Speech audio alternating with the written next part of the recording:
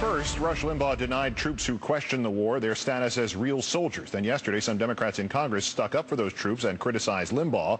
Tomorrow, in tonight's fourth story on the countdown, a new voice enters the debate, real soldiers. We'll preview the striking video in a minute, but first the background. Comedian Rush Limbaugh has stuck to the standard script for fringe extremists. Never apologize, attack anyone who criticizes you. This time, Limbaugh claims that Senate Majority Leader Harry Reid, who went to the floor yesterday asking Limbaugh's boss to repudiate his comments, took those comments out of context. It is the standard claim, debunked easily enough by listening to it, something Limbaugh has denied his own listeners the ability to do when he later played an edited clip in his defense. We will play the unedited clip in a moment. When you hear it, keep in mind, Limbaugh later claimed he was referring to one soldier, whom he did not mention until 2 minutes after the clip you will hear has ended. And the caller he speaks with specifically says prior to this clip that he called as a, quote, retort to the previous caller, an anti-war Republican military veteran. Keep in mind also that you will hear Limbaugh agree with a definition of real soldier, which confirms the obvious interpretation of the term phony soldier. What is the imperative of pulling out? What's in it for the United States to pull out? I don't think they have an answer for that other than, well, you got to bring the troops home. Save the troops. Keep the troops safe, or whatever. It's not possible intellectually to follow these people. No, it's not. And what's really funny is they never talk to real soldiers. They like to pull these soldiers to come up out of the blue and spout to the media. The phony soldiers. The phony soldiers.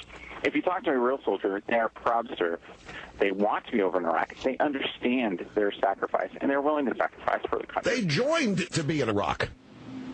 Real soldiers joined to be in Iraq. Tomorrow, a real soldier responds in this TV ad from the group VoteVets.org.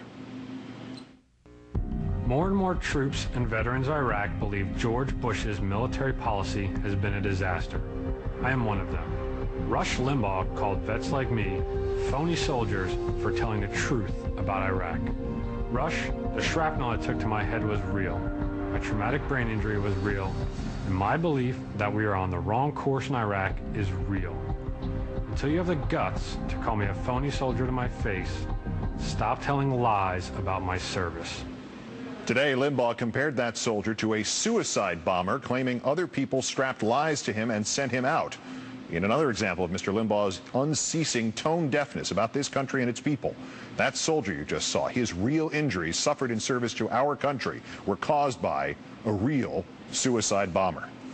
Let's turn to a different radio voice, Rachel Maddow, whose program airs every weeknight on Air America Radio. Rachel, thanks for your time tonight. Thank you. Whatever you feel about the war, denying soldiers their status as soldiers, and then condescending to one who almost died fighting the war you claim you're supporting, using as metaphor the literal thing that almost killed him. And this outrage seems to beggar description even when we're talking about an idiot as transparent as Rush Limbaugh. Yeah, using the suicide bomber metaphor is almost unbelievable. I mean, Keith, I'm a talk radio host, and I know that in talk radio we absolutely traffic in outrage. Most shows will have something outrageous on them every single day. Tonight I spent a whole lot of time talking about the hooker-related filings in the Duke Cunningham bribery case, and I know that's outrageous. That's what talk radio is. But there's, I think, two things that make this different for Rush Limbaugh. One is the fact that he was part of the right-wing and Republican pile-on MoveOn.org for their ad criticizing General Petraeus and his history of stretching the truth about Iraq. But the other part of this, secondly, is that MoveOn pile-on created an overt standard for congressional intervention or congressional condemnation for certain speech about soldiers. And Rush has just barreled headlong into that. And the water carrier announcement from last November he has branded himself as what he is. We've also discussed this. This exchange in question was in response to a Republican caller who had said, I'm against the war. And just as Limbaugh denied that soldiers are real soldiers if they are against or even opposed to some of the policies regarding the war, he also said the caller couldn't possibly have been a Republican because he opposes the war. Do you understand any of the thinking that might be clouded in here, hidden in here, this obsession that denying that real soldiers, real Americans, real Republicans might have gee, real disagreements about this?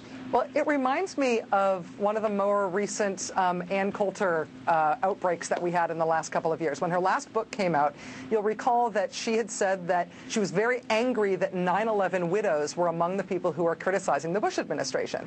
And she wasn't angry because of the arguments that they were making. She was angry because of who they were, because it, at least momentarily, interrupted her strategy of fighting, and the strategy that I think a lot of right-wing commentators use, which is not to take on the argument, but instead to personally attack the people who are arguing against you. And so Ann Coulter, for a minute, felt like she couldn't attack the 9/11 widows, and then went on to attack them. And similarly with Rush Limbaugh and with other people, I think, who are on his side of the war question right now, it's a lot easier to attack people who want to bring the troops home as, you know, Frenchmen, commie, pinko, liberal, lesbians, or whatever they're going to call us, rather than actually make an overt pro-war case for keeping the occupation going forever. Yeah, you can't share any of my opinions because that might mean my other opinions are as wrong as my opinion is on this one. Yes. Senator Reid called on Clear Channel, which distributes this program, the Limbaugh Show, to repudiate his remarks, and the Mays family, which runs Clear Channel, coincidence, good friends with the Bushes. Their CEO, Mark Mays, has answered tonight that in a letter to Reid that he would be offended if Limbaugh said what he said, but he accepts the denial. He also added, let me read this exactly from the letter. I cannot speak with authority as to whom exactly Mr. Limbaugh's comments were directed or what was his intent.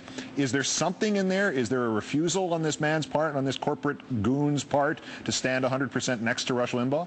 Well, I should say that I am in part distributed by Clear Channel as well. Most people in talk radio are at this point because they're such a huge part of the industry. Right. And Clear Channel has an IMUS calculation to make here, just like MSNBC did and just like CBS Radio did, which is Rush Limbaugh enough of an asset that his role as an asset for the company outweighs the embarrassment that he causes the company and the outrage that he causes people and potentially advertisers?